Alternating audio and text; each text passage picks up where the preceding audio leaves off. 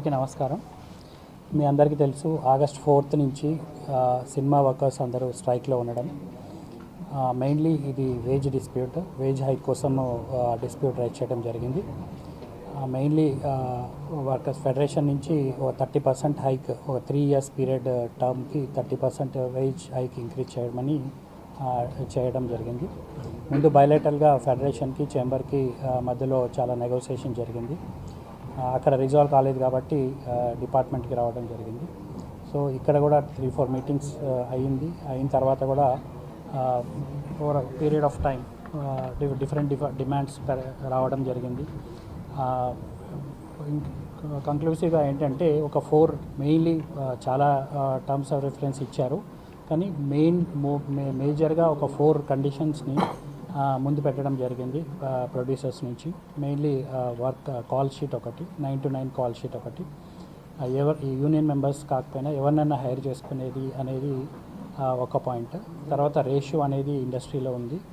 బయట నుంచి ఇక్కడ వర్క్ చేసే ఫైటర్స్ మెయిన్లీ డాన్సర్స్లో 50% అండ్ డాన్సర్స్లో 70 and 30% రేషియో ఇప్పుడు ప్రజెంట్గా ఉంది. సో దీన్ని కూడా కొంత వెసులుబాటు ఇవ్వాలనేది ప్రొడ్యూసర్స్ నుంచి డిమాండ్. అలానే వేజ్ హైక్ 30% ఆల్రెడీ చెప్పడం జరిగింది, కాల్ షీట్ కూడా అయింది.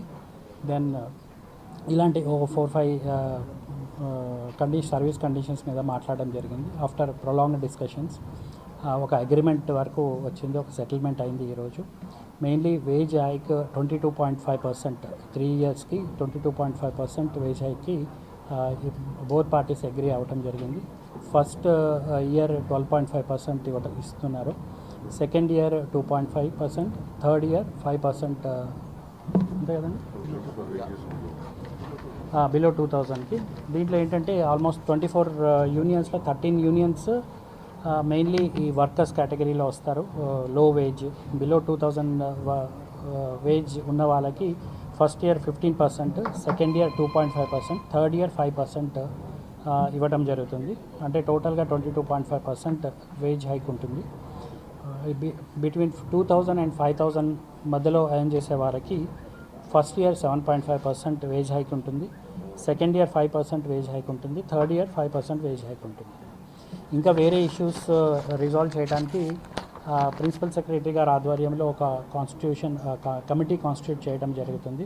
దాంట్లో మళ్ళీ ఫెడరేషన్ నుంచి, ఫిలిం చేంబర్ నుంచి, డిపార్ట్మెంట్ నుంచి కూడా కొంతమంది సభ్యుల్ని కాన్స్టిట్యూట్ చేసి వేరే ఇంకా కొన్ని ఇంకా ఇష్యూస్ చిన్నవి ఉన్నాయి. ఆ చిన్న ఇష్యూస్ని కొంత ఇన్ డెప్త్ స్టడీ చేసి ఇంకా ఏమన్నా ఇష్యూస్